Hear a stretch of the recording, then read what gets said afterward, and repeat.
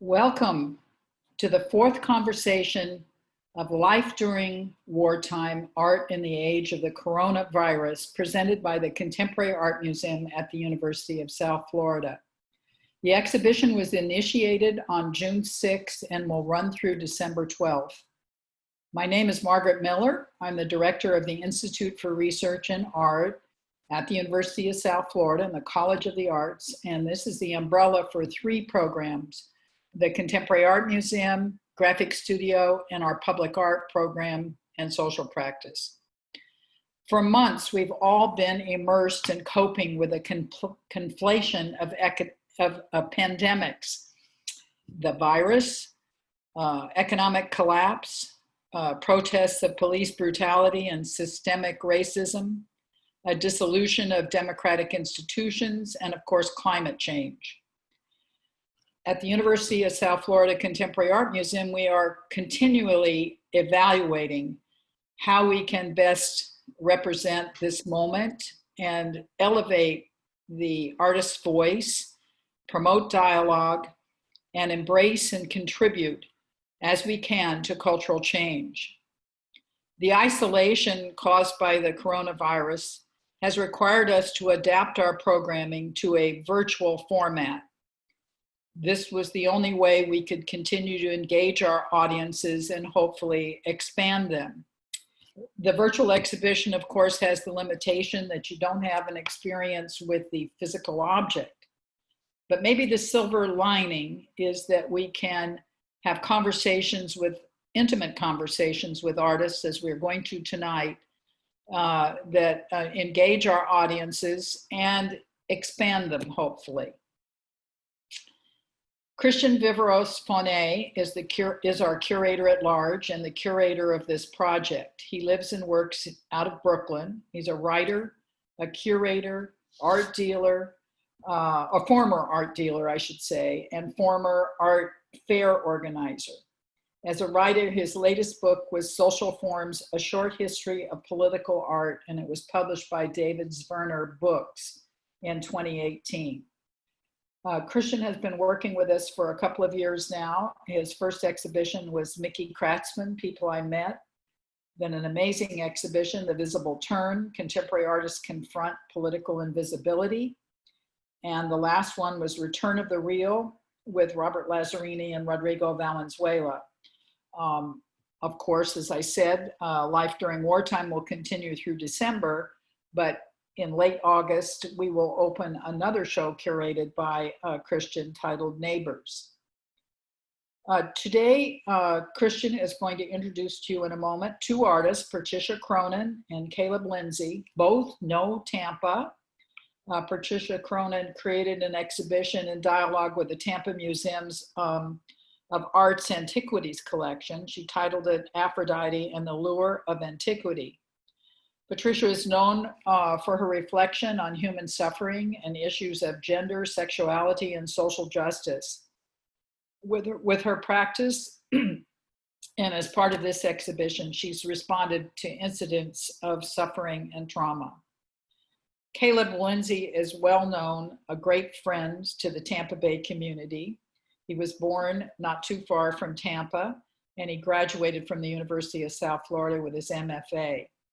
Kalup participates in so much of what we do here and provides a leadership and an introduction of artists that many of us don't know, because he has an amazing following and artists network all over the world, and particularly in the United States.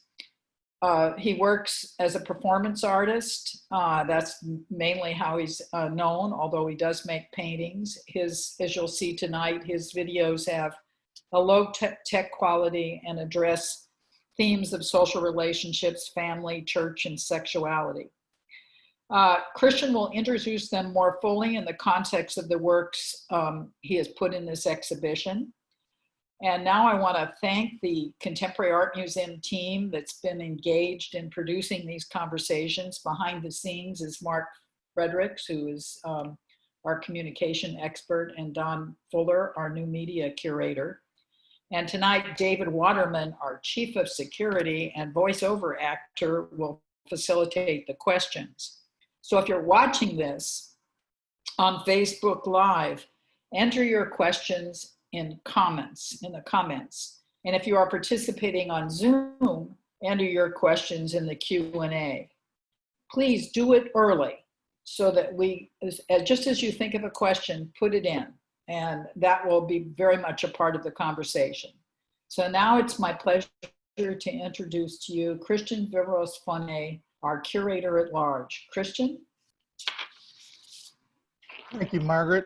Thank you, all of you out there who have tuned in. I'd like to again welcome you to the fourth of our artist conversations organized around what is USFCAM's first major virtual exhibition, Life During Wartime, Art in the Age of Coronavirus. For those of you who are here with us for the first time, thanks for tuning in. I think you're definitely going to enjoy today's conversation. For those who are repeat offenders and have been with us for our previous programs, welcome back, and bear with me for a minute while I explain a few basics about the show. As I think you know, the show is an experiment. It's an experiment in how to present, promote, foment, talk about, exchange, and do culture virtually. Now, when I say virtually, I don't mean the same thing we all meant back in February. Until then, that word had two fundamental components. It meant digital and it meant simulacra. What we at USFCAM and many others have quickly figured out is that old style virtuality, the kind denoted by pixels and computer screens, no longer has much to do with simulacra. Like it or not, digital meetings like this one constitute the only way to do culture safely and responsibly today. For now, they remain our present, take it or leave it, reality. A quick overview of Life During Wartime to date, because this is an evolving show. The exhibition includes some 50 plus artists from around the world, all of whom have contributed images, observations, videos, essays, soundscapes, and generally reflections from their respective locales on how they are responding to the COVID-19 pandemic. The exhibition takes full advantage of the one real outlet, one of the few outlets that artists still have, the internet, during a public health emergency turned more urgent by the murder of George Floyd and a nationwide reckoning on race and racism. More than anything, Life During Wartime aims to mobilize sentiment, thought, and activity around art and its enduring possibilities.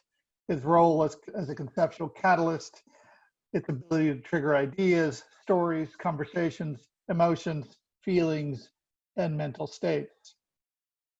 Separately and together, each artist's contribution provides a picture of a planet in crisis, now further enraged by violence, but also images of hope and optimism in the face of a global emergency. As you know, Life During Wartime is an evolving exhibition. I just mentioned that exists entirely online. This means that you, the viewer, currently have access now to some 26 artist contributions on our dedicated platform. These will continue to expand and unspool weekly until December the 12th, as Margaret mentioned. That's the date the exhibition closes. The idea behind the evolving exhibition strategy is in part to avoid the experience of a virtual exhibition as a data dump. The other reason we've done things this way is to try and create a sustained engagement from you, our museum audience, as well as the important audiences that follow the fantastic artists that make up this show. Among them, of course, our guests today, Patricia Cronin and Kalup Linzy. Now, before we talk to Kalup and Patricia, I want to look at the show for a minute because in every conversation we've had to date, we've made a point of looking over one or two exhibitions that we've unspooled over the previous weeks. In part, we do that to highlight works that, you know, as a curator, I find key to the logic of the show, but also to illustrate to you while we're speaking how simple it is to basically look through the exhibition. Before opening the conversation with Kalup and Patricia, I'd like to briefly look over the work of the collective Disturbed. Once we've done that, we'll move on to looking at the contributions of today's guests, and that will serve as something of an amuse-bouche for the main course, which of course will be the conversation. I'd like to now ask the man behind the digital curtain, Mark Fredericks. Mark, can you pull up a few images and materials from Disturbed? There you go. Thank you, Mark. Disturbed is a nonprofit organization driven by the desire to make international news accessible to a larger audience. They started in 2014. They're essentially a group of photographers, war journalists, and artists. They together present contemporary global issues in an innovative way, completely independent from the restrictions of conventional news publishing channels and using the most basic of social networks, as you can see, the streets, right? Essentially what the group does is simple, or seemingly simple. They paste up billboard-sized prints of news images from photos around the world in the public realm, on a scale usually only seen in color commercial advertisements. The word agitprop comes to mind, though without the steady ideology or necessarily the propaganda. In the process, they activate city walls, storefronts, bus stops, skate parks, school hallways, et cetera, while bringing crucial subjects like climate change, women's issues, the refugee crisis, and of course, the coronavirus pandemic, and placing them directly in front of people's eyes. You can read more about Disturbed on our platform or on our website, disturbed.com. But for brevity's sake, I'd like to show you a brief video of theirs that we have up on the site. Not only does it chronicle a number of the group's recent interventions in Manhattan and Brooklyn, it also gives us a timestamp we can use to measure the evolution of the pandemic since mid-March and April. I should also say that a number of the Brooklyn locations they covered in the video we're about to watch are right around the corner from where I'm sitting right now. Okay, Mark, hit it.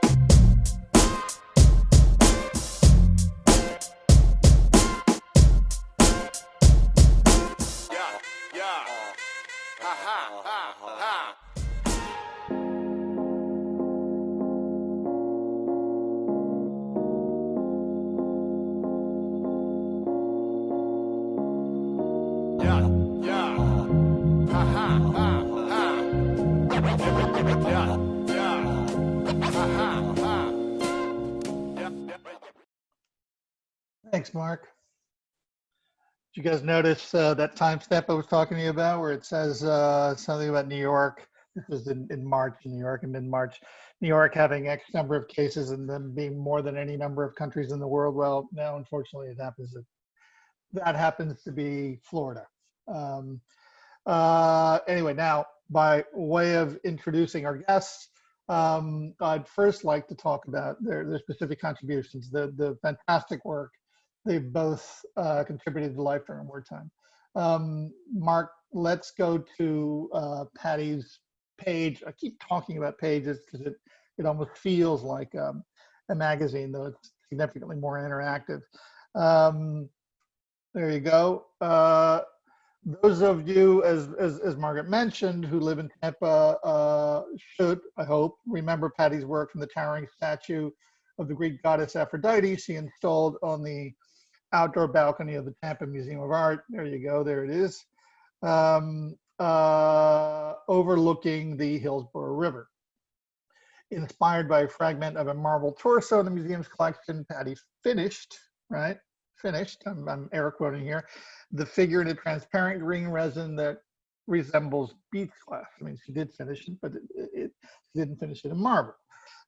She titled it Aphrodite Reimagined. It's not unimportant, of course, that a woman got to reimagine the classical vision of Aphrodite for our century, right? And in this particular museum and in this setting.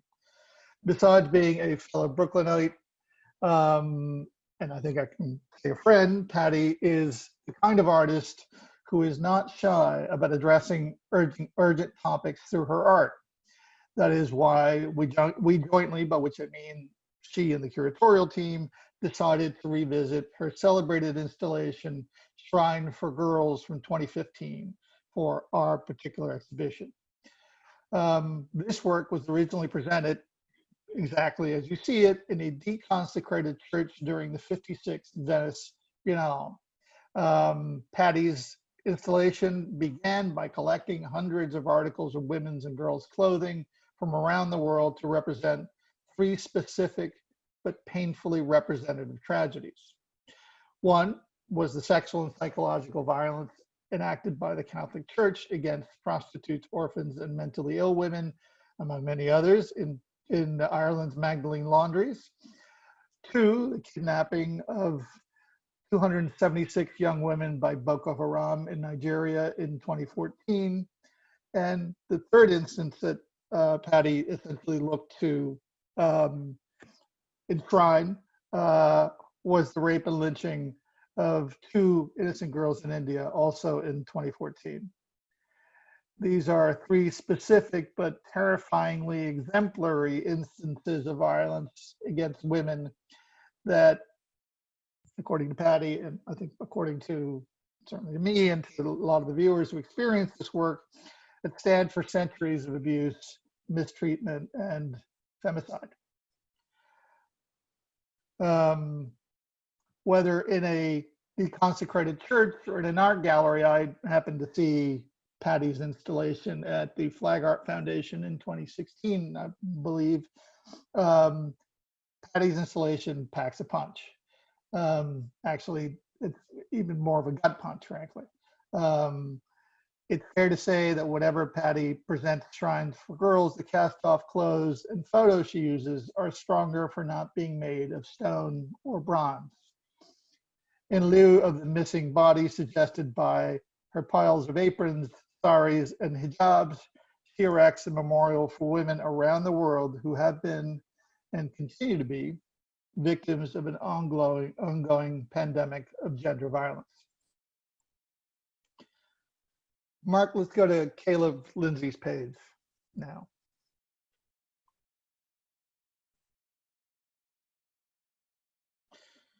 Caleb, as Margaret mentioned, is a Florida native and a great friend of USFCAM. He's exhibited at the museum numerous times.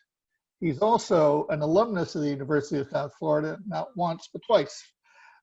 He received his BA degree at USF as well as his MFA, and has since been very much a part of our local arts community, all the while living in New York and showing just about every place you can imagine, showing and performing, including a stint on the soap opera General Hospital alongside James Franco, playing a character named Kalup Ishmael.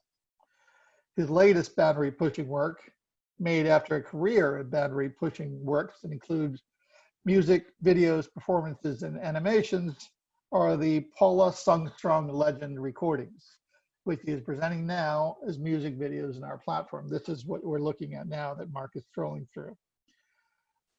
According to the artist, according to Kalup, who spent a career inhabiting characters to poignant and satirical ends, quote, Paula Sungstrong, 1923-2012, is one of the latest additions to the fictitious Queen Rose family tree. Her career as an entertainer began in 1937 at the tender age of 14 and spanned 5.5 decades before her retirement in 2004. This release marks the first from her estate, which is managed by her granddaughter, curator, and art consultant, Brina Colwell. Maybe we will hear more about Brina Colwell later from Kalup. But in any event, that's the backstory for Paula Sungstrong. But satire of the entertainment industry aside, what Kalup's new theatrical persona and these videos kind of evoke, at least for me, are the torch songs of Billie Holiday and Sarah Vaughan and Ella Fitzgerald,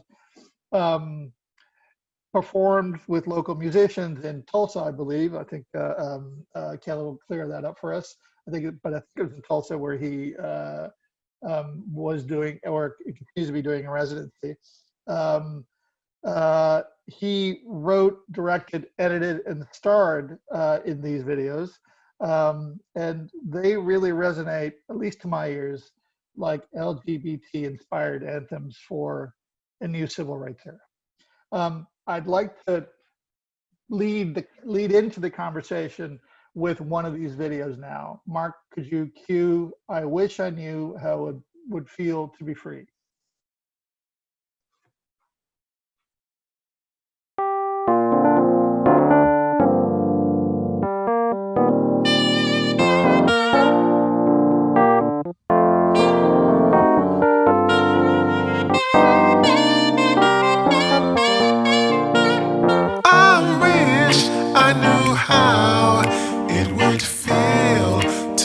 Free.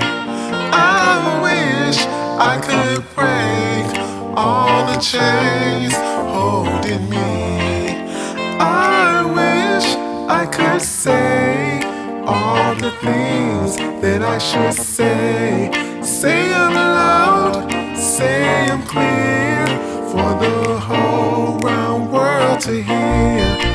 I wish I could share all the love that's in my heart. Remove all the bars that keeps us apart. I wish you could know what it means to be me. Then you'll see and agree that every man should be free. I could give all I'm longing to give. I wish I could live like I'm longing to live. I wish I could do all the things that I can do. And though I'm way overdue, I'll be starting new. I could be like a bird in the sky. How sweet it would be if I found out I could fly. I soar to the sun and look down at the sea. And I'll sing 'cause I know I sing 'cause 'cause I know. I sing 'cause I know. I sing 'cause I know. I sing 'cause I know. I sing 'cause I know. I sing 'cause I know how it feels to be free.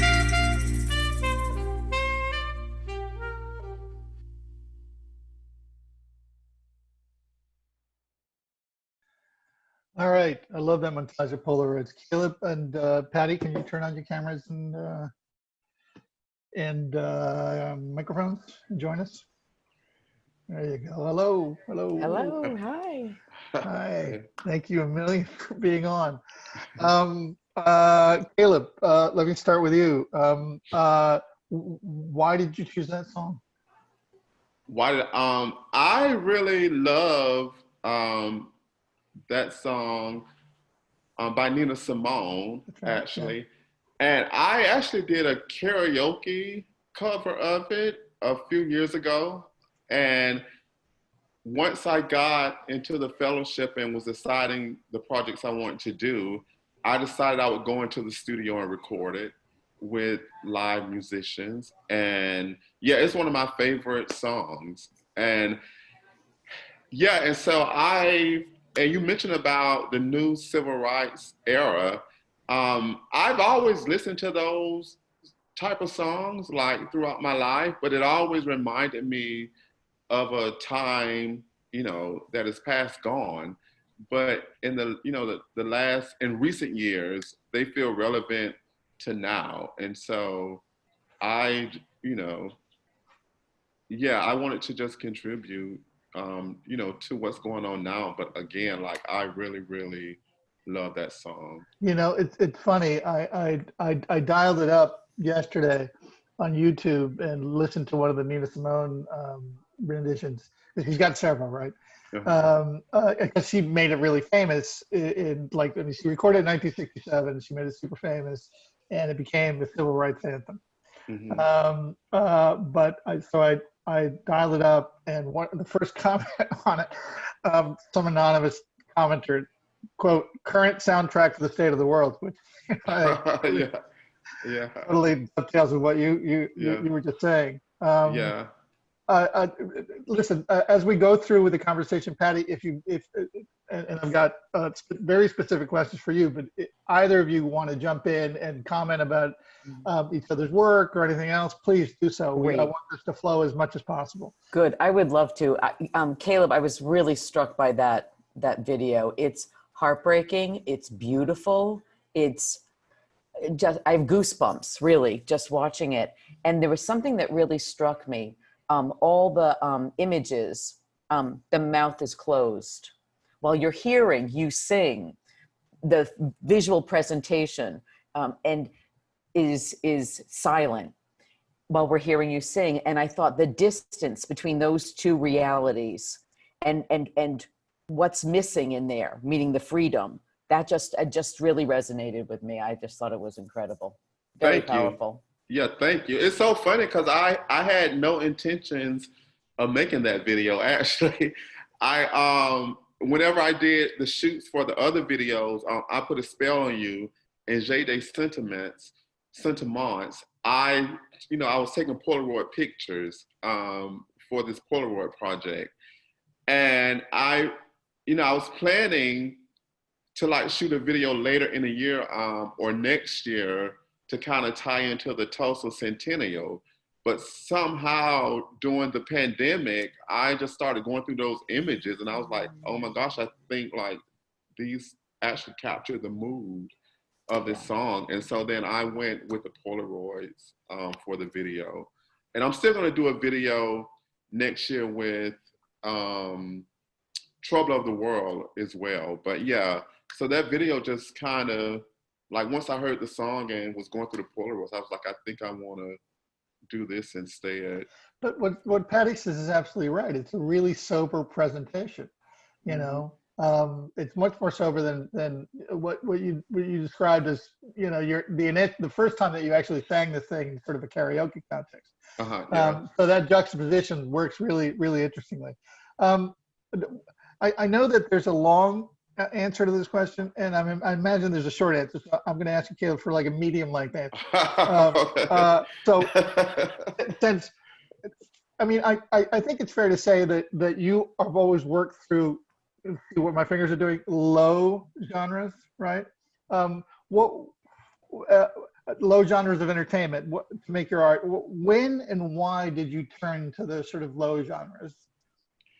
It was I think it started in undergrad, because I was in the film classes and I just could not deal with color imagery for a long time in terms of like lighting. It was very, very challenging.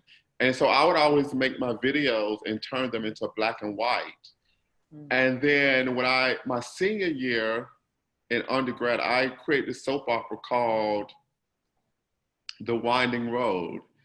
And I remember we shot it on, I think it was high tapes or something like that. And people kept telling us, oh, go digital, go digital. And so we didn't go digital right away, but I remember we shot it and we had a screening, and this writer, I forget her name, from the St. Pete Times, at the time it was the St. Pete Times, and she gave us a review in the St. Pete Times, but she said like when we first gave her the tape, she sort of like rolled her eyes like, here we go, like another student thing or whatnot. But then she said she kind of kept watching because of the storyline, and it was like this lo-fi thing. And so that made me realize that if you pay attention to the content in the story and have, you know, something really, some substance there that people will watch along, if it's like hi-fi, lo-fi, you know, slick or whatnot. And so it's kind of started there. And then in graduate school, I continued to explore, you know, that option of lo-fi. Like I didn't have to go lo-fi because I had the equipment and sources not to, but I thought like, wow, what if I stay in this lo-fi area, but make the content really, really interesting and try to match the narratives and the stories with the texture, you know, right. the texture of the image. And so that's what I'm always going for. So sometimes now I feel like the works they're a little bit more hi-fi, you know, considered of the work in the past, but it's still DIY because I'm, you know, either directing, writing, or performing in it. And so I also think DIY can be high-tech depending on the funding. It can be, but you make the extra effort to not make it slick, and that means it's the way of the content, and that makes sense. Yes, So even when I graduate cameras, so I graduated to Canon 5D like in 2012, and I've still been shooting on that camera for about 7 years. And I'll also run filters and light it a particular way to kind of keep that handmade feel to it. You also have this great line: "Entertainment is art's bastard child." I don't remember where I got it from. I think probably that Met video probably. Somebody probably re-quoted or redistributed. So you want to ask me what I meant? Yeah. Okay. Oh yeah. Sorry. I didn't mean to interrupt you. No. I just meant like it's like art world always has this thing sometimes against entertainment that that they'll say verbally sometimes, but then when you really talk to people, they're always talking about entertainment and engaging with certain type of shows. And I also think the entertainment industry is also always watching the art world and taking things from the art world. So they're both like engaging with each other. And I always thought it was interesting, like when I meet a lot of actors and writers, a lot of these people were in art school at some point. Like James Franco, like his career took off in acting, but he really did go to art school. He went to like 4 art schools at a time. Yeah. I mean, but he was in art school before he started going to all the grad programs, like years ago. And then I met Tracy Ellis Ross, Diana Ross's daughter, and turns out she was doing like all these videos in her house that are video and performance art while she was on this hit TV series. But she didn't realize it was video and performance art until she started showing it to people like Thelma Golden.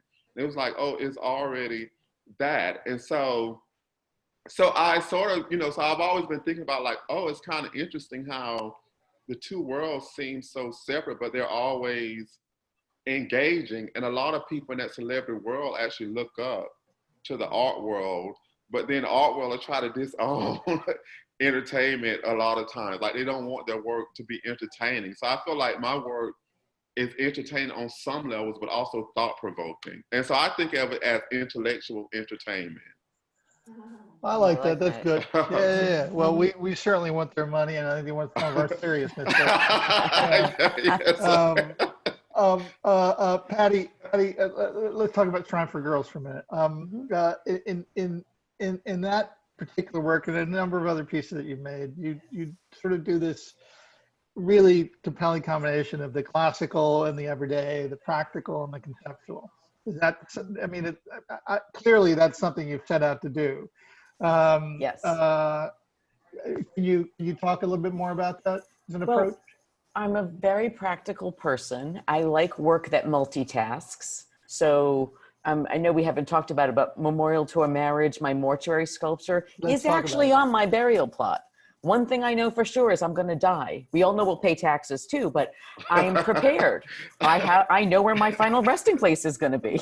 Patty, tell us about that piece. Tell us what it is. It's a 3-ton marble mortuary double portrait full figure sculpture of my then girlfriend and myself, done in a 19th century American neoclassical form to address gay marriage, the prohibition of gay marriage, and it was done before gay marriage was legal anywhere in the United States. And because then homosexual couples could only, to simulate some of the 1,200 benefits of heterosexual marriage, the only legal protections they could get was if they hired a lawyer and they drew up wills, healthcare proxies, and power of attorney documents. So I thought if the only thing I was going to be legally afforded, right, was death, I was going to address gay marriage with the most political protest piece I could come up with. So, but it actually is on my real burial plot where I'm going to be, and I bought that for that reason. I also bought the land for another reason at the cemetery, because at that same time, I could only find 5 female sculptures of specific women in Manhattan. And it was Eleanor Roosevelt, Golda Meir, Joan of Arc, and then Alice in Wonderland and Mother Goose. This is the year 2000. So I've been thinking about public monuments for 20 years. And I thought, well, if I can't find women in public being honored, specific ones, not allegorical, not liberty, not justice, I mean real women, where can I find them? And the 19th century neoclassical artists that were doing all the Union sculptures, because we won the war against the treasonous people. We had lots of public sculptures all over the North. And those same artists were commissioned to make mortuary sculptures for specific men, women, and children in the 19th century cemeteries. So that's why those two issues, prohibition of gay marriage and the dearth of women being honored in public, made me go buy my land so I could have permanent public art and my final resting place. What'd you say this is in Greenwood? Woodlawn Cemetery in the Woodlawn Bronx. Cemetery in the Yes. Bronx. Correct. Greenwood wouldn't take marble since the mid-19th century because of Why the not? pollution in the harbor. Oh, it runs over. Okay. Yeah. Okay. But I think the short answer is I like to collapse symbolism into reality. So it really is a symbol of a union between two people who love each other. It really is all of these other things. But then the reality is it actually still is my burial plot. The same thing with Shrine for Girls, right? Is it actually a shrine? Yes. Did people go there and pray and remember and go through the rituals of remembrance there? Absolutely. Is it also an artwork at the same time? Absolutely. So I like folding, symbolism, or collapsing, I guess, collapsing symbolism into reality. And it's almost a call to action, in fact, Shrine for Girls, among a number of other pieces you've made. And that brings me to, again, I've been reading, obviously, interviews with the both of you. And in one, you mentioned that often what you wind up doing in the studio is, quote, a way to correct what is so woefully lacking in the world. So if I understand your meaning properly, what you did in Monument for, or Shrine for Girls, is make a monument for girls because one doesn't exist, correct? Correct. Right. And right. because I thought of them as gender martyrs, and I thought of these clothes as kind of their relics and placed on altars where the religious relics used to be. And I thought, you know, the cloth relics are always the most fragile, right? They very few survive over the centuries, just like these girls' lives, Right. just like all of our lives. Everything is really, really fragile, but especially the most vulnerable. And it was making me insane. If they needed a shrine in their honor, that I was trying to kind of give them some semblance, right? This work was an attempt to give them some semblance of the dignity they were denied while they were alive. It's remarkable that that there are not more statues of women to begin with, real women, as you mentioned. I don't know if you've done another count again in 2020, but that's an amazing anecdote. And among other things, clearly sort of points up. We're going to talk in a minute about what's been knocked down, right, in the way of statuary, in the way of monuments, but what needs building up. But Caleb, I wonder if you see your work functioning in a similar way. Are your videos and performances, at least in some way, correcting what, again, to use Patty's verbiage, what is woefully lacking in the world? I feel like in a way it is. I think, like me going back with the character Paula Songstrong, I remember doing my research, and then this, although Paula Songstrong is female, I came across this artist. I think he might have been signed. I don't know if he was signed to Motown, but he was transgender or cross-dressing, and he never accepted like the big record deal. And I can't even think of his name right now. And so I always wondered, like, geez, like, what if he would have signed that contract and he would have been like openly queer in like the 60s or the 50s and 60s? Like, how would that have changed the history of things?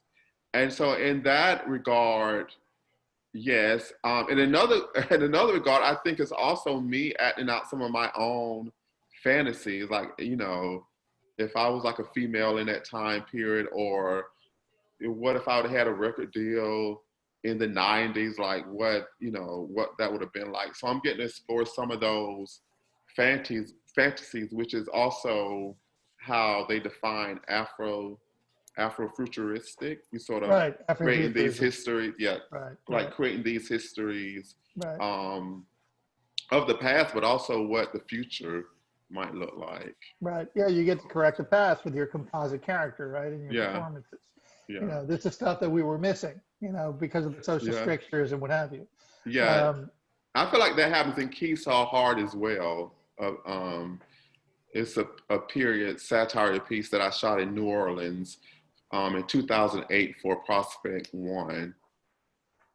Thinking about what if these type of characters, I actually played a lesbian actually, and like what if that would have been okay, during the 40s, 50s, before they started censoring. Well, there was a point there, before the Catholic League got involved, and exactly. They ruined it for all of us. Yeah. But I just want to say something. I do hate when I have heard some people say, "Oh yes, a reclamation project," trying to just correct the past, and I never think that that's what it is.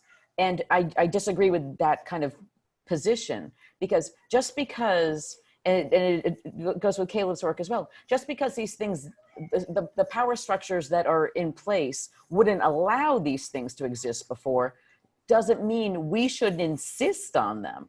Because if I don't do it, then I'm condoning the absence. I'm condoning the writing out, and I just can't have that.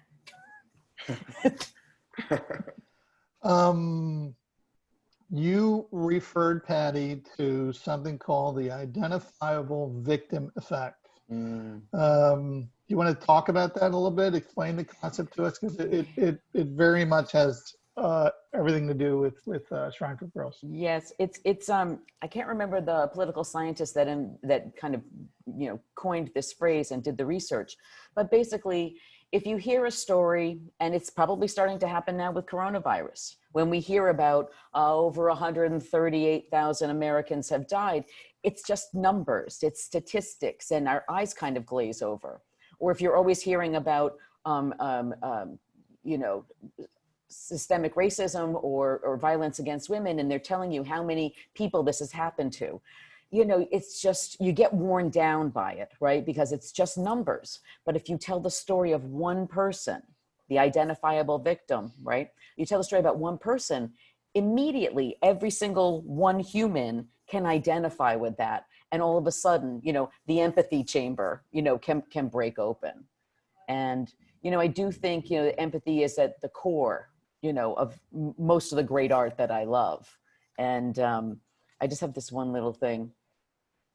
I wrote it a couple weeks ago. I believe empathy is at the core of all great art. Art can humanize the shock of violence and transform trauma into a shared experience. It can help carry the load. It can lighten the psychic burden.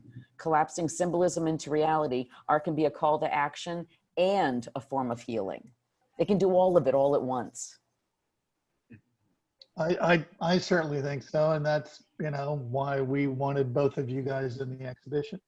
I mean, we're going through some significant trauma now. I don't know what the next 4 months is going to hold. It's not looking particularly lovely, is it? No. So, you know, in any event, you know, one of the things that we can do is to look for symbols to, you know, again, generate what you said, both insight and critical vision, difference and hope, frankly, in some measure. And so that we actually sort of take the numbness out of some of this stuff. I mean, going back to the identifiable victim effect, and actually get sensitized to victims of the COVID pandemic, now that they're in the 130, 140,000, you know, victims of systemic racism. The one thing about the George Floyd situation that I think should give us all hope is that we actually now see a person when we talk about systemic racism, as opposed to what we previously sort of been saying, which was just numbers, which really did not work for folks.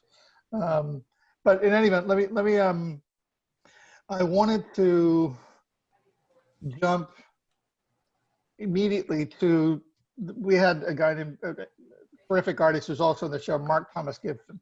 And in our last conversation, and I'm actually jumping to questions now, he mentioned, he said that he thought that the world is in the middle of an image arms race. I'm actually skipping over about 10 questions because I think this is a good place to go after the last place we were just at. And what he means by that, I think, is that while certain symbols are being knocked down, the Confederate flag or multiple Confederate statues or changing the names of streets, what have you, other massively redemptive images are taking their place. For example, the Black Lives Matter Plaza, you know, catty corner from the White House in Washington, D.C. Thank you, Mayor Muriel Bowser. Do you guys see evidence of this image arms race now, and of maybe other redemptive images aside from the Black Lives Matter murals, which I find insanely redemptive? But I thought the Black Lives Matter was some of the best public art I've seen in a really long time. And Mayor Bowser was genius to do it. And I love that it was a mayor that did it. That was like extraordinary. There's also there's new images of the ones in Foley Square in downtown Manhattan, near all the courthouses and the FBI building and all of that. And there's aerial shots of it. And it's gorgeous and smart with really interesting symbols embedded in the text. The problem I'm worried about going forward is that because painting already invented street paint that goes on streets. It's a known material. They can figure out how to do it out of the budget of the Department of Transportation, right? It's not incredibly expensive. What are we going to do with all the empty plinths? And where is the money going to come from to commission the appropriate artists that should be creating those new works? And now I hear different people every once in a while, so, but if it's the art newspaper or whatever, saying, oh yes, and they should all be temporary and just revolving. And well, who do they think is going to pay for this? And are they going to give, frankly, some artists of color the resources to do this? Now, I'm sure people have seen the Mark Quinn one that replaced Colston in Bristol. My personal opinion is that is a white straight male artist, took a photograph of one of the protesters. I think he eroticized her a little bit. And in I don't know if you've seen the pictures, but oh, I have, yeah. And it's resin, so it's not marble. It wasn't meant to be permanent, but it was a little bit of white privilege just getting in there just a little too quickly before the city could actually figure out what's really going to be the right answer. They took it down pretty. I mean, I don't think it lasted a day, but there's an argument to be. The idea of appropriation comes to mind. It was awful quick.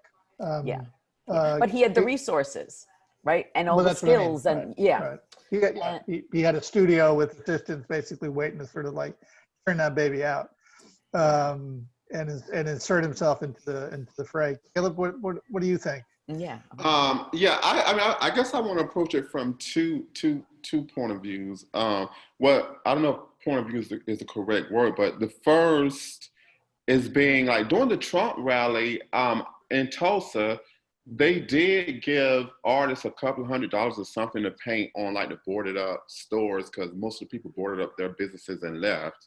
But again, that was temporary.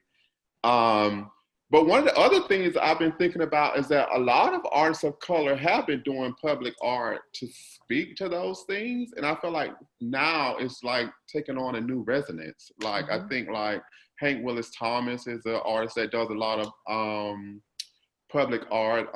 Hende Wiley had his piece in Times Square, but now I think it went down to Virginia. Virginia. Right. It's going to be one of the few. Hopefully, it's going to be the only sort of like equestrian statue on that long block.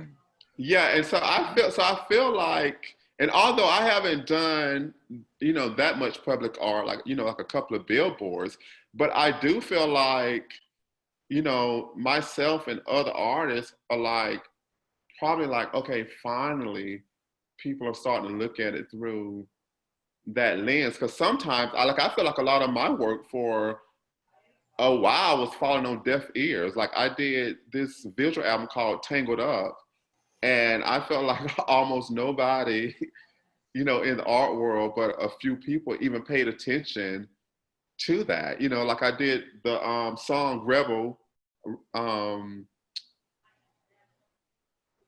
I shot in Tampa that was sort of confronting the Confederate flag that was up.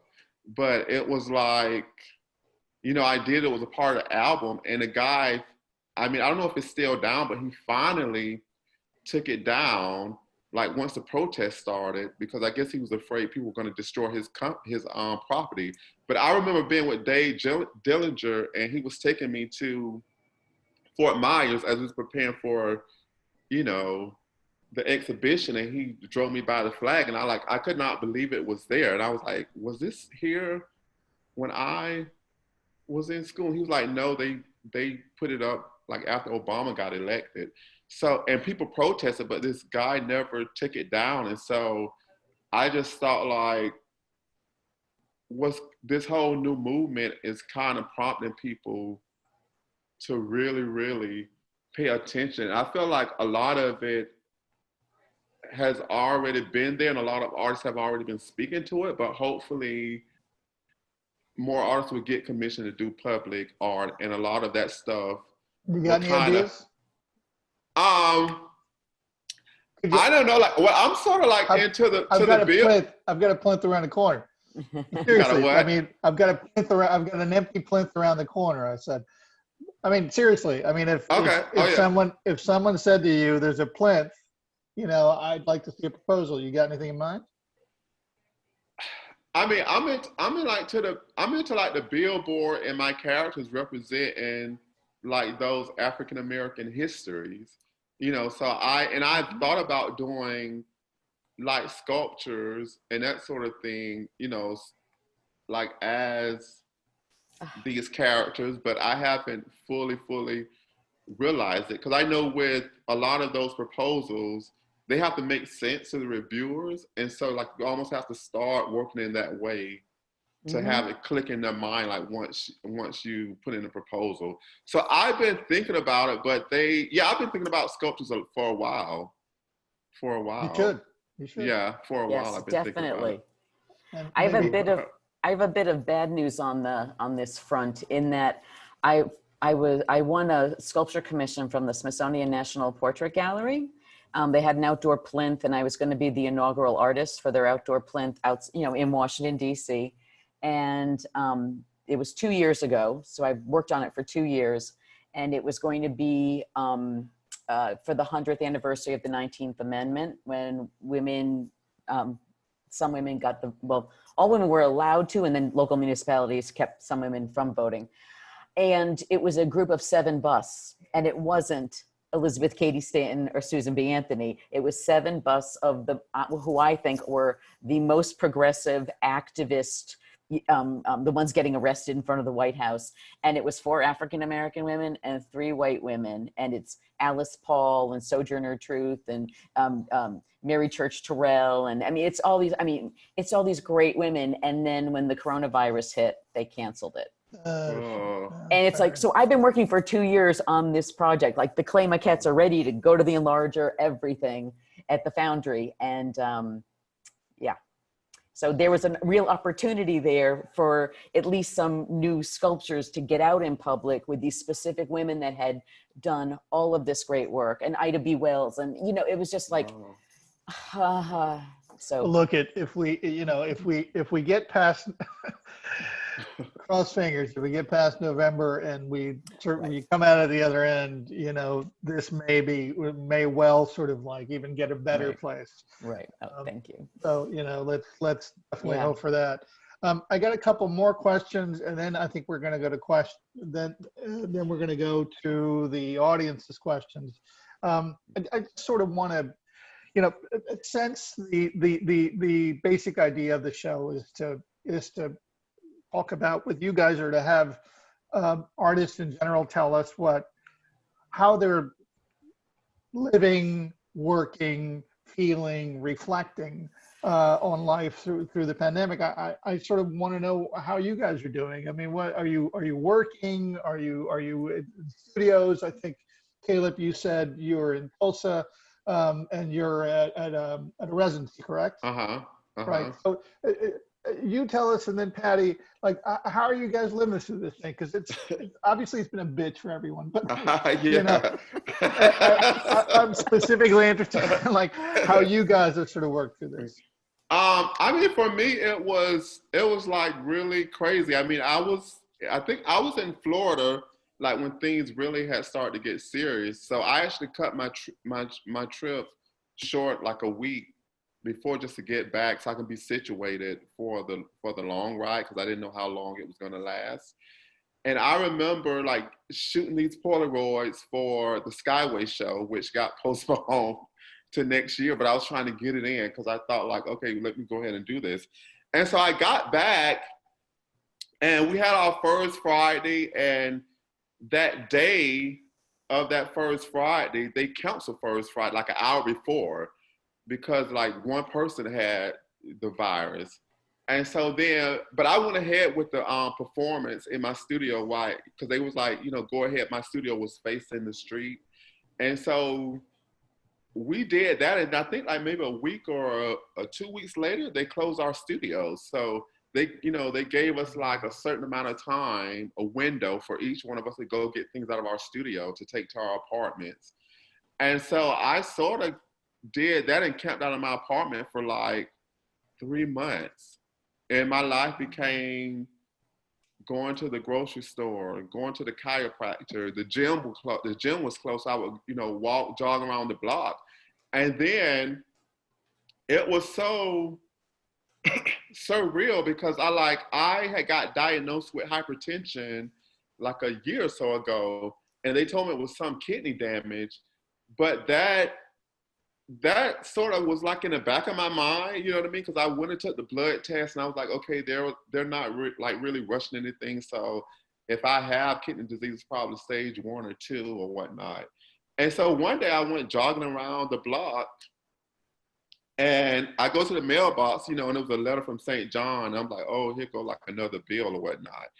And then it was like, I opened it up, and it was like, oh, thank you for choosing St. John's for your stage 3A chronic kidney disease. And I was like, what? Like, it was like no phone call, like no nothing. So then I literally take the letter. I'm just like jogging. So I'm like out of breath, like, oh my gosh, like, okay. So then I'm looking at the numbers or whatever, trying to figure out them. So I'm Googling, and I was like, just really kind of like frozen. So then I think like the next day I called the hospital because they wasn't pushing me to like do anything. It was like, we recommend that you get a sonogram or whatnot, So I called the hospital, and it was like, well, if you're not sick or like you don't have a fever and any of that, like we don't want you here. We don't want you here, exactly. Yeah, and so I was like, so then I think I had to wait like a month or so to get the sonogram. So I got the sonogram, and so they was like, it was stage 3A stable, so I have to go see, I forget, a nephrologist like in August. And so I just thought it was like, I was having this, like going into my own personal crisis, but it was not a crisis compared to the COVID-19 or whatnot. And so that really put some things in perspective. That's why I was laughing when Patty was saying about she knows she's gonna die and all of that, because I thought I had faced my mortality when my mother passed away in 2018, but when I had to sit there and like be worried about like how fast is this thing gonna progress, because there's no cure, but they can slow it down. So it could stay at stage 3 the rest of my life. But I had all these thoughts, so I had to come to terms. I was like, even like, okay, I'm just gonna be grateful when I go into the white light, if that happens now or later. So it really, I can laugh now, but man, that took me, I was just like, my gosh, I was like, gosh, just when I was feeling some stability in my life, here comes like COVID-19, the chronic kidney disease. You can't do anything, and you can't go to the hospital, and they don't want to see you. And if you go, you run extra risks. Exactly. And and I was like, that's one battle I didn't want, because I already had asthma, so I was more concerned about my asthma and just the hypertension, and people wasn't talking about how it was affecting kidneys for a long time. Like recently they have, because patients have ended up, people who have kidney disease that started progressing really fast, and they had to get dialysis, when in general they wouldn't have needed dialysis because of the COVID-19. And so that kind of scared me. But like now, I changed my diet, I'm watching it, I'm back in my studio. And so and then the other weird thing that happened, one of my dealers, Sean Horton, I guess it's not weird, it's a great thing. He was selling my work on the online art fairs. And I was thinking nothing of it, because like, I was like, okay, like, I had a show with him in late 2019. And then he sent me an email. He had sold 9 paintings to the Progressive Art Collection.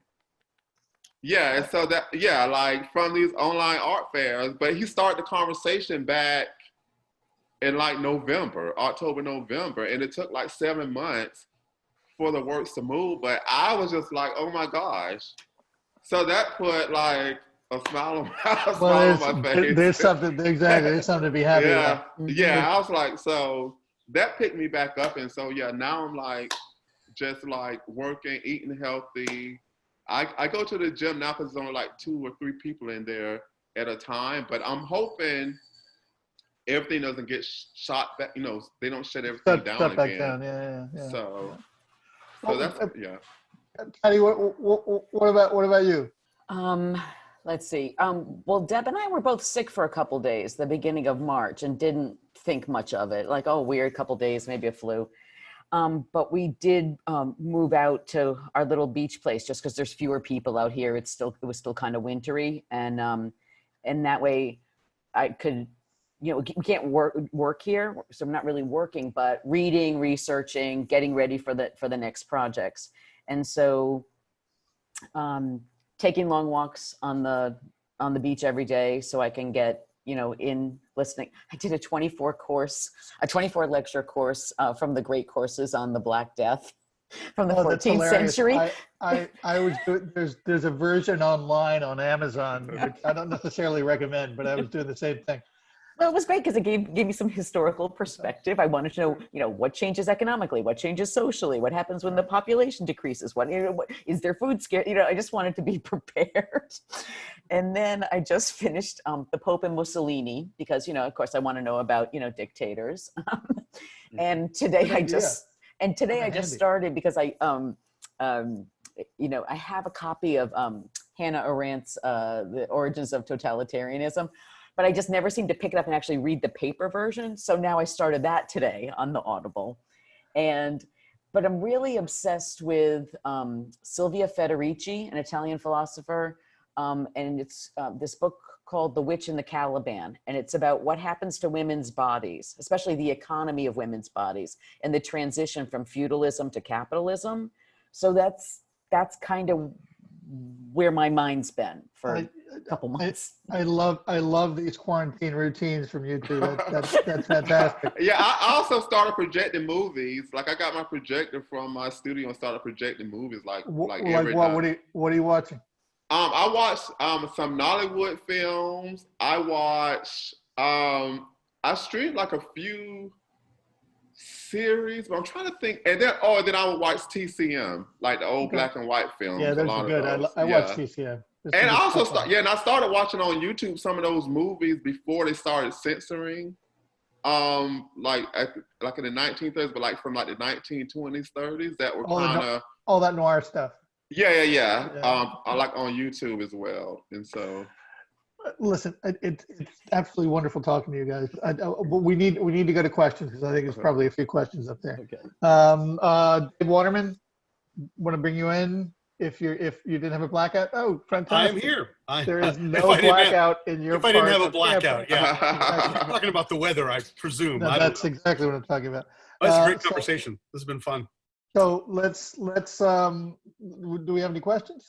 Yeah, a few questions are here. A couple from the Facebook feed and a couple from the Zoom. Elizabeth Condon, and I think this is a question for all three of you, really. She writes, to the point of artist selection, prior to Floyd's murder, Simone Leigh was chosen and resigned from the commission to replace the statue of Marion Sims in Central Park because the community wanted Vinnie Bagwell. How, in this moment, should artists be chosen to fill these empty plinths? That's a I heavy question, which I personally may not be fully prepared to answer. You want to take a stab at it? Yeah, I'll take a stab at it because it's interesting. I mean, Simone Leigh's proposal for that space was really, really great. And, there were three art stars who were finalists, and then this one artist, Vinnie Bagwell, that most people in the art world aren't going to know, but she's a longtime public monument maker. And I thought it was incredibly gracious of Simone Leigh to take herself out, because she was the favorite. Everyone knows she was going to get it, but it was so gracious of her to take herself out of it, because when the city, New York City, held a public comment evening, Vinnie showed up with her maquette and drawings, I guess, and things like that. And the people who had gathered there that night really wanted hers. Now, it's always complicated with public art because if you ask the public what they would like, everyone two eyes thinks, they have enough information to be a valid judge in these kinds of things. It's really tricky. It's public art. It's with public money. It's going in public space. you know, the public should be able to voice their opinion. At the same time, we need people who are cultural art experts to help guide the public. And so maybe sometimes there isn't enough guidance to bring the public along. The other time that happened, a bad situation, was the descendants of Elizabeth Cady Stanton and Susan B. Anthony, who are paying for a monument of their descendants, I mean, of their antecedents. And so when they hired an artist to do a sculpture, it was supposed to be of Elizabeth Cady Stanton and Susan B. Anthony. And there were tons of articles written, the Washington Post, the New York Times, on and on again, about how this was this racist sculpture.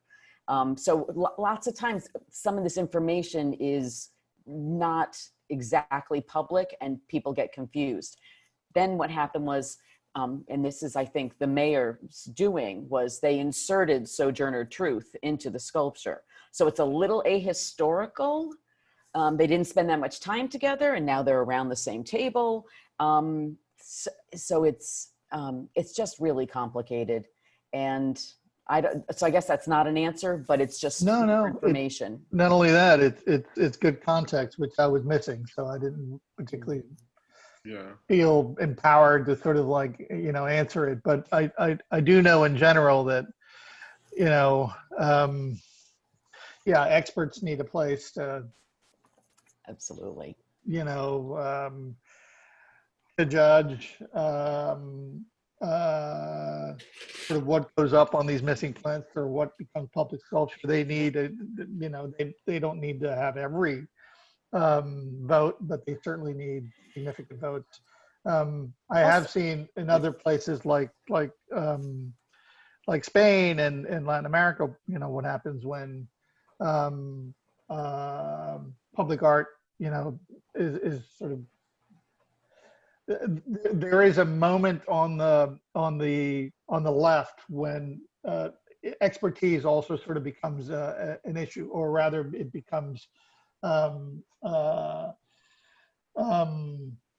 problematic. And I do think there's a way to bridge expertise and popularity and to properly represent. And also it was a complicated situation because it was the burden of representation.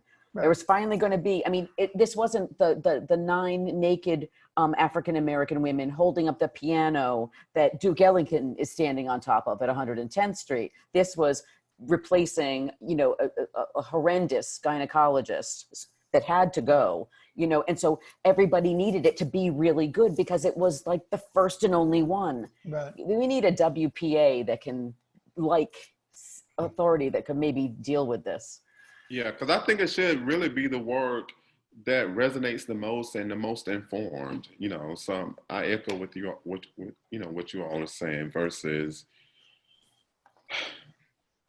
Yeah, I'm not into the popularity contest all the time either, but yeah, again, the work has to resonate, and if it does that, then I don't know, because I do remember. I remember following that whole thing in New York, but I don't remember when Simone resigned. So that's new to my ears, as we're sitting here talking. Because I think I sort of checked out of that conversation at one point. Yeah, unfortunately I did as well. But that was a great question. Thank you, Elizabeth Condon. More questions, Mark? David? Yeah, another from the Facebook live feed from Neil Bender. Neil writes, and I'll read it just as he's written it. I love Patricia's, not impersonating him, although that would be kind of fun. I love Patricia's quote writing regarding empathy, but to be a negative Nelly, we're in such an unempathetic moment because of the media, political, climate, culture, and as many have said, we don't want symbolic change, but actual regimented change. It's a softball or broad question, but how does this moment of potency sustain and cause actual change and not just become visual flashes or charges? I think artists are going to keep doing their work. No one, every artist, their hair's on fire at this point. Everybody's, I think, most people are working and have to say something about this moment. Whether the gatekeepers let that work to the public, I'm not, that's above my pay grade. Yeah, I was going to say, I think it has to be about policies. But I mean, I agree. I think artists are going to keep making their work. Like for me, like seeing the George Floyd thing, I feel like that changed me forever. Because I remember like 5 years ago when when the previous Black Lives Movement, started, I remember having a conversation with my aunt, telling her like, geez, I thought y'all did the marching, like, we really, like, she was like, well, keep living. And so for sure, it amped up again. And so when I saw that George Floyd video, I was like, there's no way I can like not go to more of these marches and not like say something more overtly. Like I feel like it's been in my work all along, but that really, really like did something to me that didn't happen before. And I don't know why I didn't shift in the same way, around 2014 or 15. I don't know if because I was in my art world bubble or whatever, but that really changed me. And also like going to the marches, I actually like here in Tulsa, like it was a third Black people, a third white, and like a third everybody else. So it wasn't, I thought I was going to go to a march with like 200 Black people really. And then I get there and it's like a couple of thousand people and they're not even all Black. And I was like, where did all these people come from? So I think something has really shifted, and especially with that younger generation, like it's something going on with them that it feels different. Yeah, it feels different. But again, like the powers that be, Well, the people that can actually, that really do it through policy, like will they follow, the cues of their lead? Well, for outrage, you need empathy. That much I know. And I think, as you say, Caleb, we've actually sort of mobilized enough empathy and outrage to see a very representative swath of America out in the goddamn streets. And that is a significant thing. I had not seen that in my lifetime in this country either. David, you got another question? Yeah, let's see. More. There are a few more. So, okay. Well, there have been a few that have been kind of covered. They're okay about some of the topics we've been talking. I thought this was kind of an interesting question. It ends up as a question because there's a question mark at the end. I love what Patricia said regarding art breaking open our empathy by telling a single person's story so that it's relatable. But what do we do with those that have no empathy? How can art reach them? Perhaps art that has the Trump family in it may do it. What do you think? Well, I think a lack of empathy is officially part of the diagnosis for sociopath. Yeah. So, and I'm not saying there aren't collectors who are sociopaths, probably, but I don't know if someone is a sociopath. I don't know that art can reach them. Yeah, yeah, Caleb. Yeah. Oh no, I was just saying, like, I'm go back to like what my elders used to tell me, like, don't vote those people into office. Like, you have to keep those people out of power because, like, some people just not gonna change and not shift. I mean, it's like this whole thing with the mask. Like people don't want to wear that mask, and like people are dying, and it's just like they're upset because someone's telling them to wear a mask to keep them out of their grave. You know what I mean? Nice. Sooner than they should need to be. So I don't think you can really. I don't really think you can change everybody. You just have to keep those people out of power. Yeah. I imagine education at a lower level would help people as they grow decide that empathy is something they want in their lives. That they value. Yeah, that's true. But education isn't, it's not 100% guaranteed prophylaxis against stupidity or hate. And that's one of the things that sort of Right. we're living through now is that, Right. you know, as much as we've talked about empathy being sort of an active agent of art making and of art and of culture in general and of exhibiting, right, in our particular circle, hate also sort of turns out to be this bond making social glue. You know, and I think that's something that we have to come to terms with. That's an actual reality. It gives people a sense of identity, false or true, and it brings them together. We haven't had it happen like this in many years in this country. I think the last time we saw it outside of what we normally called the Western world is in places where we generally tend to look and then dissociate immediately through the news because we've seen this all the time, or we think we have. But here we are facing it today. Let's do one more, David. One more question, if we have. Yeah, there are a couple more, and I'm trying to decide which ones haven't been covered in some way. Here's one that might be interesting to talk about. What other monuments would you like to see in the world? That's a good one. That's a great one to end with. Nina Simone? Oh, wouldn't that be great? That would be nice. Yeah. Yeah. Yeah. Wow. Gosh. Oh, I like. Is it sick and tired of being sick and tired? What's her name? Fannie Lou Hamer. Fannie Lou Hamer. Yeah. Yeah. And it's probably already out there, but I love her. I love her. Yeah. I think there need to be more monuments of, unsung heroes that have actually pushed progress along.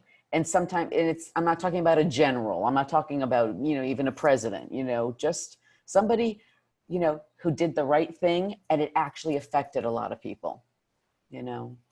I mean, I'm sure at some point there should be a George Floyd monument, because look at what has happened because of his life. I mean, it's exponential. Yeah. It's a movement. It's not a moment. Something about that. And I don't mean depicted the way we last saw him. I mean, during his life, there's that great video with his daughter on his shoulders, and she's saying, "Daddy changed the world. Daddy changed the world." And it's like, how prophetic, that would be a great monument.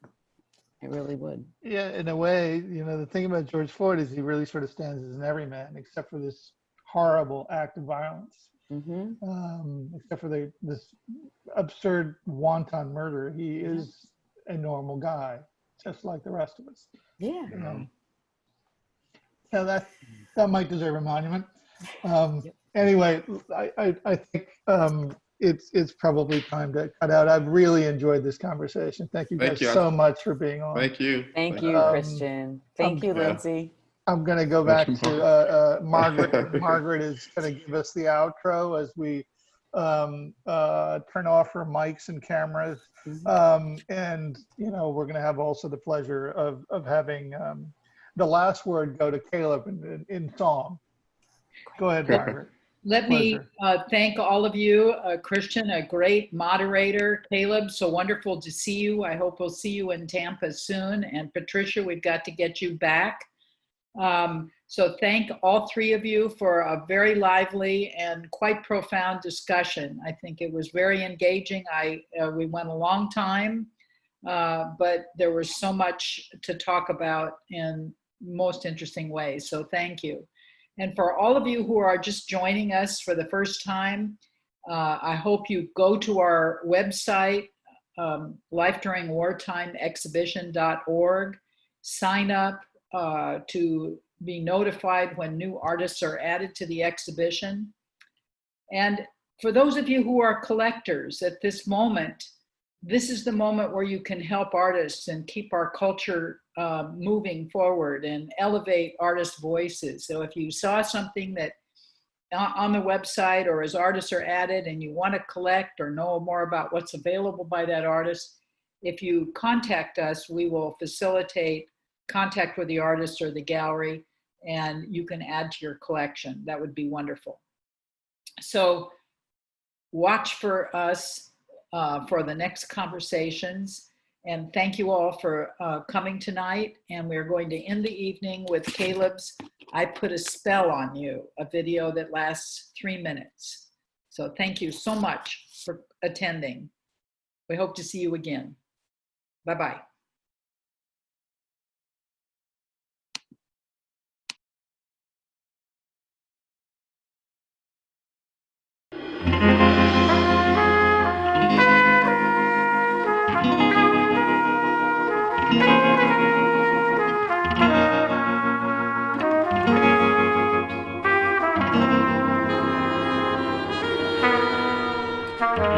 I put a spell on you, 'cause you're mine.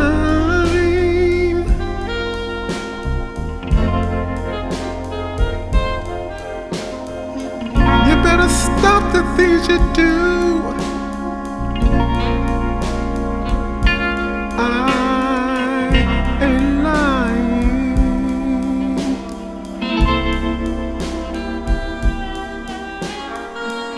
You know I can't stand it. You're running around. You know better, Daddy. I can't stand it. 'Cause you put me down. I put a spell on you. 'Cause you're mine.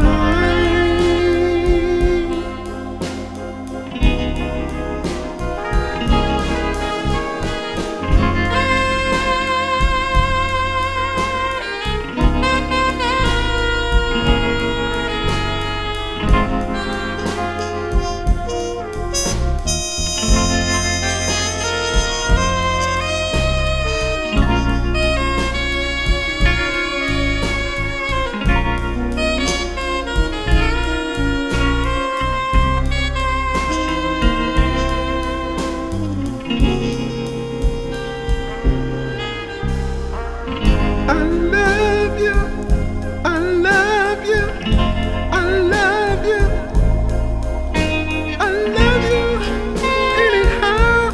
I don't care if you don't want me, I'm yours right now. I put a